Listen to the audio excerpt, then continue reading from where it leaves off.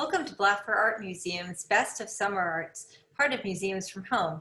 I'm Curator of Education, Catherine Veneman. Blaffer Art Museum presents a series of 3 art-making demonstrations, which are inspired by summer arts, the museum's annual art-making workshop series. We are reimagining some of our favorite art-making activities, which are partly inspired by past museum exhibitions. Today is the second of the 3 art-making demonstrations. The topic today will be symbolic language. The medium to be used will be printmaking, and the activity draws inspiration from 2 of the museum's 2016 exhibitions, Slavs and Tatars, and to some extent, the Propeller group. If you have questions, first of all, lesson plans are available at our website, blafferartmuseum.org. And you can contact us at info.blaffer@uh.edu. Now I'd like to introduce artist and educator Rona Lesser, who has designed today's presentation and will demonstrate the event. Don't forget that this is the second out of the 3rd series, and the 3rd one will air on August 15th at 2 p.m. So have fun. Okay, hello everybody. If you were here last week when we did the watercolor lesson, I will show you my finished product from what we did quickly. And if you weren't here, the lesson is available. So you can see this was all about textures. And we played around with a lot of different things. So if you missed this lesson, go to the video on YouTube for it and try it out. So today we're focusing on printmaking and symbolic language. And when I teach the kids, we talk first about what symbolic language is and what symbols are and how we use them today and how we've used them through history. So historically, a lot of our alphabet, our writing, came through hieroglyphics, through symbols, and then became what we know now as the alphabet. And we still use a lot of symbols. In fact, now with the computer age, we're using even more. All those little emojis that we put on the bottom, those are symbols for words that we're feeling. And so one of the things we would start with, and we're not going to do a lot of that, but we would start by looking at some symbols and then just taking a sheet of paper and jotting down as many kinds of symbols as we could think of and sharing that. And I did do a few symbols to share. Hopefully you can see them. I included a couple of Hebrew cursive and print letters just because I knew those, and they're kind of like symbolic language. Arabic, which is in the image, kind of that if you look online from Slavs and Tatars that you're going to look at, it is based on Arabic, but it doesn't quite look like it. So I just jotted down a few symbols for ideas to get you started. And then when I was doing the lesson, I tried to make sentences or stories. You do not have to. So I came up with a couple of little sentences that I could print with. I didn't print the second one, but you can figure it out. It's like kind of climb up mountain and cross water to home. So you could actually write a little story if you could figure out enough symbolic language. All of our computer language is based on symbolic language. So what we're going to do today is we are going to make a print using symbolic language, although you can use this method to print anything you want to do. You can make all kinds of note cards. You can make stamps and stamp things with it. You can do any subject, landscape, figures, and it is based on the wood block or the linoleum technique of printmaking. In a wood block, you carve into it. In linoleum, you carve into it. we want to work with line a lot because the line is what you're going to see the symbols in when we draw the lines. This is called soft cut. I don't know if you can see it. It's like linoleum, but it's softer. It's like almost like an eraser. And this is when you get a little bit, when you get better and you can handle tools that are a little more dangerous, you can use this kind of printmaking material. If you really want to get into using the foam, I suggest you go to an art supply store or online and order something called scratch foam. Sometimes it's a different, and it's just like what we're going to use today, but it's a little bit firmer and thinner, and it makes wonderful prints. But today we're going to use a styrofoam, and you can use either a styrofoam plate and do something either square or circle like this. Or you can use a tray. I happen to find meat trays like this that we usually think of meat or produce trays at a dollar store for a whole package of them for $1. So we'll probably use this one because this is a fairly traditional size shape to use. And let's go ahead and get started because I don't want to run out of time. So the very first step in actually making the print is to create the plate. So I've got to cut off all the border to my plate. And just cut it to the shape you want. So if you were making stamps, you could try to cut this into whatever the stamp shape you wanted. And then use the color on it. Okay, I'm cutting off all the raised edge because it'll be in the way. I want it as flat as I can get it. Get rid of that. And now I have almost rectangle. It's a little oblong. I'm not going to take the time to even it out much today, but you can even it. Still have a little bit raised there. And now it looks about the size of what I usually use for of the foam that I buy for the classes, because I usually cut it into 4 so I can do lots of prints. All right, then we're going to take a thin sheet of paper, like from your computer, and go ahead and trace around it so you know what size you're using to draw your image on. Just take a pencil or something else and trace around it. And I think we'll go ahead and cut it too, because we're going to need to tape it on eventually.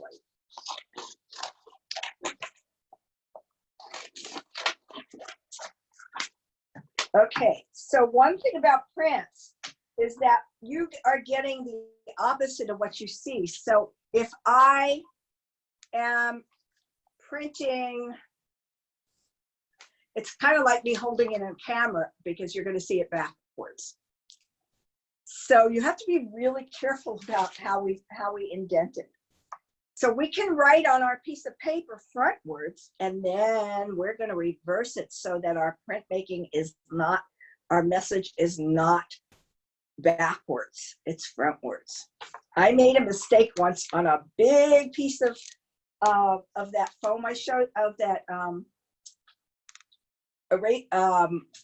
soft cut material, and I cut a word the right way, and then when I printed it, was going to print it, it was reversed, so I had to turn it over and cut it all over again. So figure out what you want on here, draw it nice and dark, and I'm just going to use something I already used so I don't have to pick my brain to get something new. What did I do last night?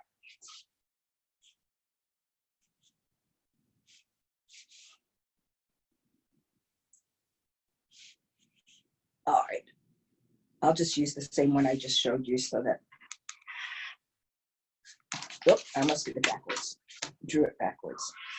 So I'm drawing it frontwards.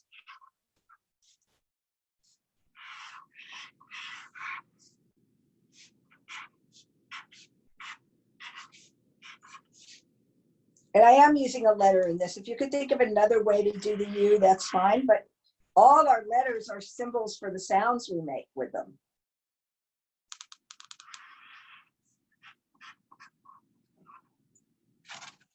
Okay, so now it looks like this.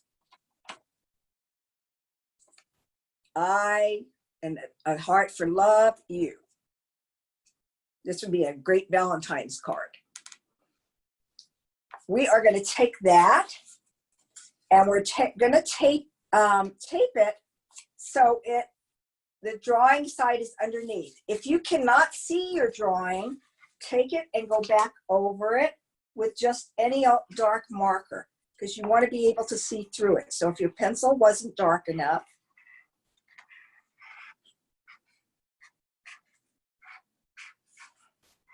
just go over it with a marker. I had to do that last night when I was doing mine.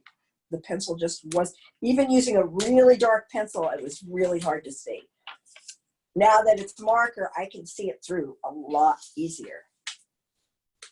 And I'm going to put that and put a couple of little pieces of tape. Any kind of tape, Scotch tape would work. Oops. I think the blue tape is working better. Sorry, I dropped something we're going to use. I will pick that up in a minute. And it looks like this. I'm going to take a pencil that, or something that is not very sharp, and I'm going to push really hard into the foam. Don't worry about tearing the paper. It has to get into the foam. So that, let me lift this up and maybe you'll be able to see that there's an indent. And if there isn't, I have to do it over again. There's an indent in the foam of a line. And you want to do this mostly with line, and you'll see why. If you wanted some texture, you could draw some little lines. Some of this is not going in, so I'm going to fix it.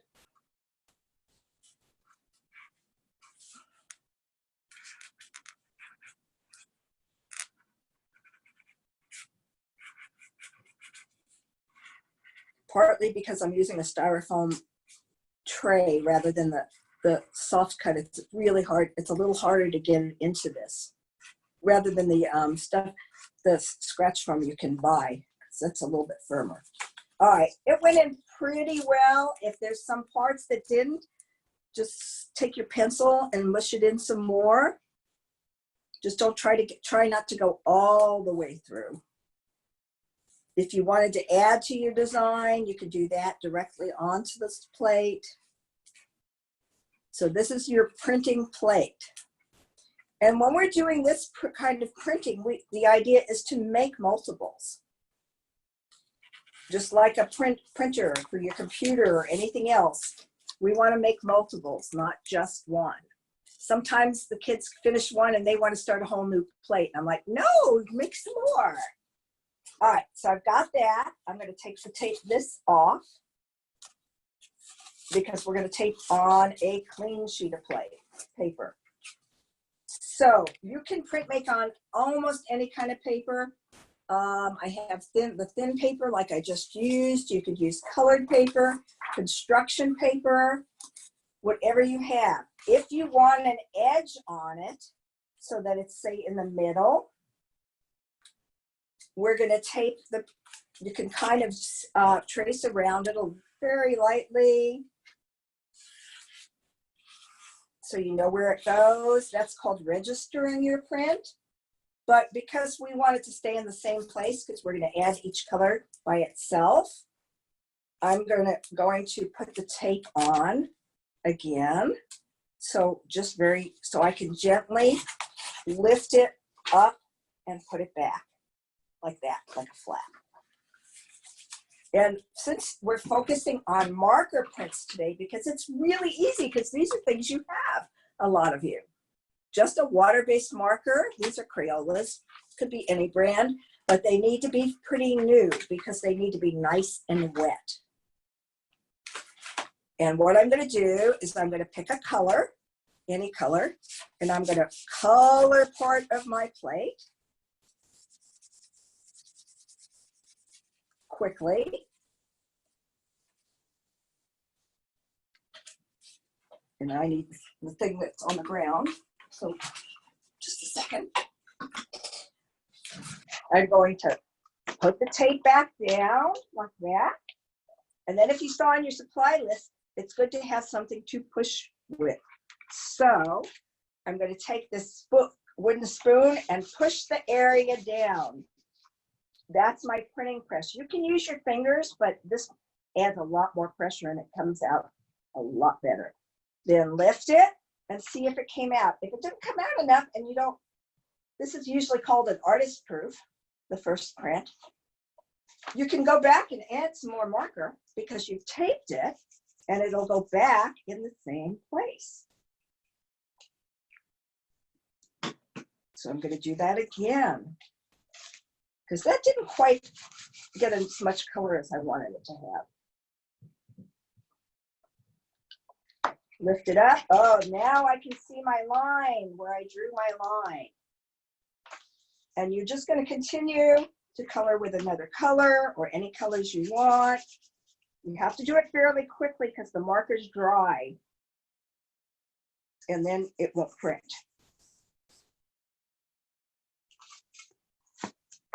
Okay. We'll just finish this print.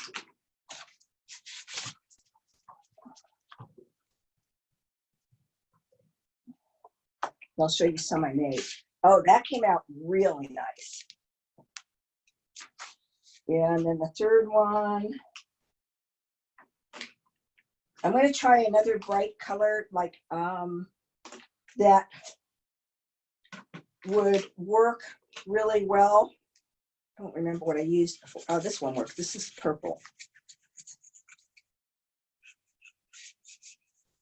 Yellow will show. It's a little harder to get it on. Sometimes the yellow, I'm not sure why, but I did yellow last night and it worked. It may have just been the marker I used the first time wasn't wet enough.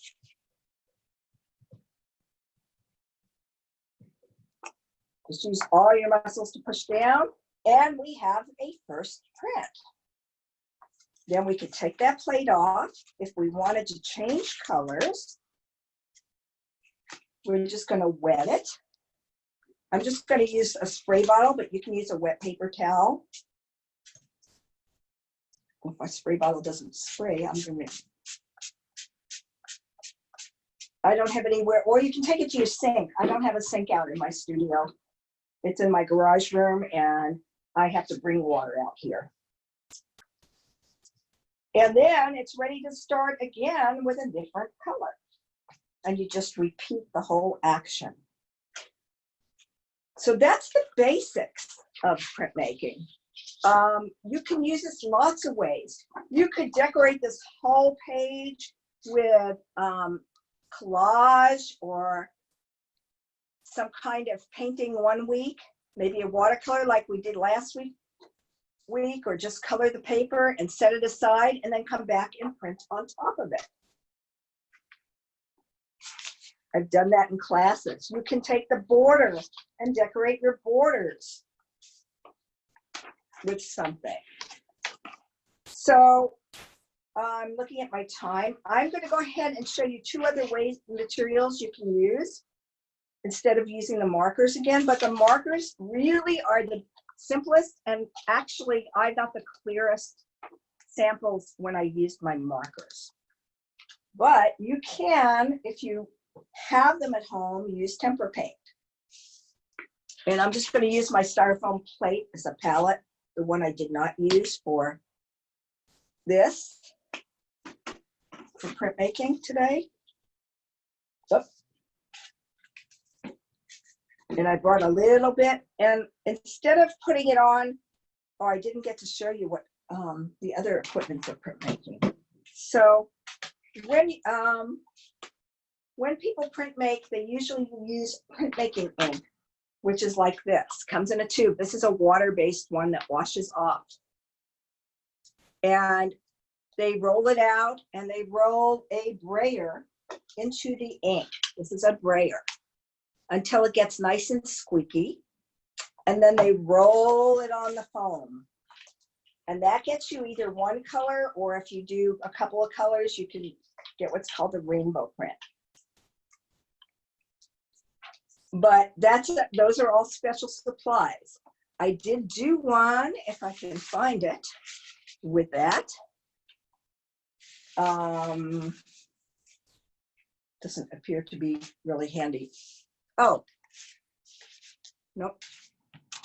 It really, sometimes the ink gets into the into things and it doesn't come out even as clear as the markers do. But we could try the paint. Again, the paint sometimes goes in. You could use the brayer, but it doesn't stick really well to a brayer. So last night I used just a temper brush and I painted it. But you don't want a whole lot of paint, because you don't want it to get into, you want it to stay wet, but you don't want it to get into the grooves. And that's the problem when you use the paint, is it sometimes gets into the grooves. I'm not even gonna wash the brush just so I can do this quickly. So I'm gonna end up with purple. This might have gotten into the grooves too much to do. Let's just use purple over there, or wipe it.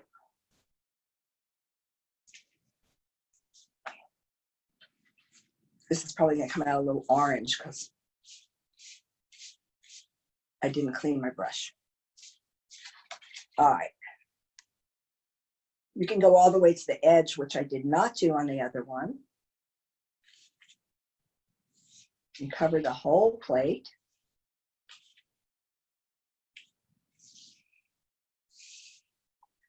Usually I would do this on a separate surface, not on anywhere near the paper you're gonna print on. Sometimes I keep a magazine and turn the pages when I'm working with the kids. Okay, so I didn't make a little sketch of this, but I'm just going to put it down in the middle and do exactly what we did before. I suppose you could do one color at a time like we just did too, though it might be a little harder to wash off. And we end up, let's see if that one didn't come out too bad. I got most of my lines showing. So that's another alternative if you happen to have tempera paint at home, a water-based paint. So we're going to be out of time in a few minutes. I did want to show you, I'll just show you one that I did similar to what we just did, and it was a note card. And I actually did paint on the ink colors individually. I didn't do a roll on this. So it was a lot of work because I painted the plate, the foam plate that looked like the pink, like this, except it's a different design. And then with each color ink, and then I printed it. So you can have a lot of fun making all kinds of prints, making backgrounds and printing on them, making cards for your friends.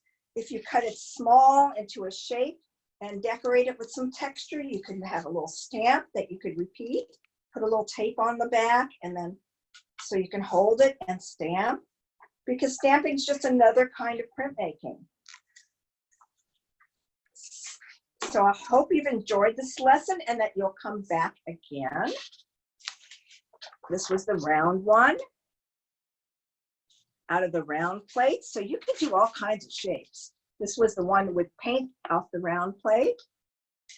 And here's one I made as a card. So I used cardstock, colored cardstock, and folded it. But you can almost do this on any kind of paper. Okay, so I think we're almost out of time. I hope you'll come back and join us for the third workshop, which will be based on another exhibit, and we are going to have fun. It's going to be a little messier. You might want an apron or an old shirt on, because we're going to be making some Play-Doh sculptures and talking about how we mix colors, which we've done a little bit on here. So I hope if you have any questions, I hope you'll contact the Blaffer and let us know. And let us know if you enjoyed this. Send us images if you can to the emails. And I hope to see you next week.